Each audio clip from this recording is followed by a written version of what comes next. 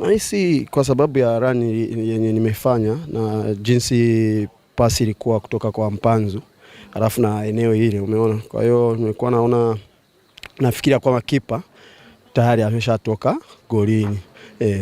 Alafu acrobatic ile hata mimi mwenyewe sijui tu, kwa sababu nahisi hiyo ndio goli pekee nimefunga kama vile. Kwa hiyo siwezi kusema nimekuwa nafikiria kufanya vile amna, lakini imetokea tu.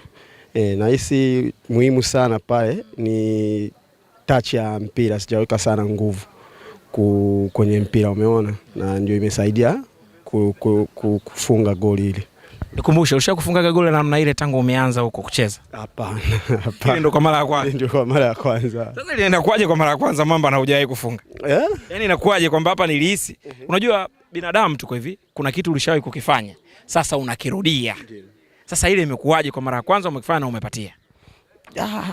Nice. Ni concentration tu.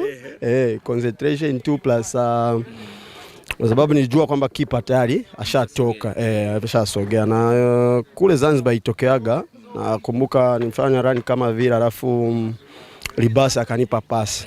Umeona?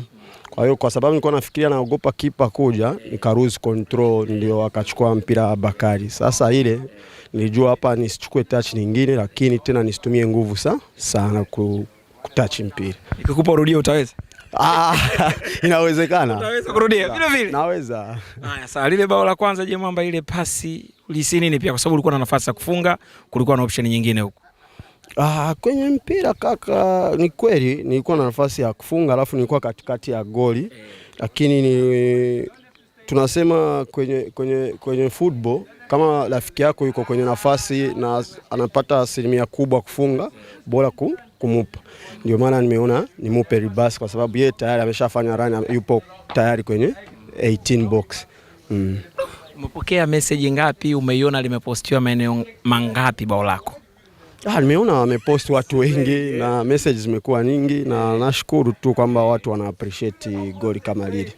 Bwana Mamba, mimi nimelizika. Una kitu unataka kuniambia kaka? Hapana, asante sana. Wana Simba je? Wana Simba tuendelee tu kupambana, tuendelee waendelee kusupport. Nahisi mechi bado 10 nahisi. Kwa hiyo tutaendelea kupambana hadi mwisho, na wao waendelee tu kutuombea na kutusupport. Tunawapenda sana. Nashukuru sana. Asante.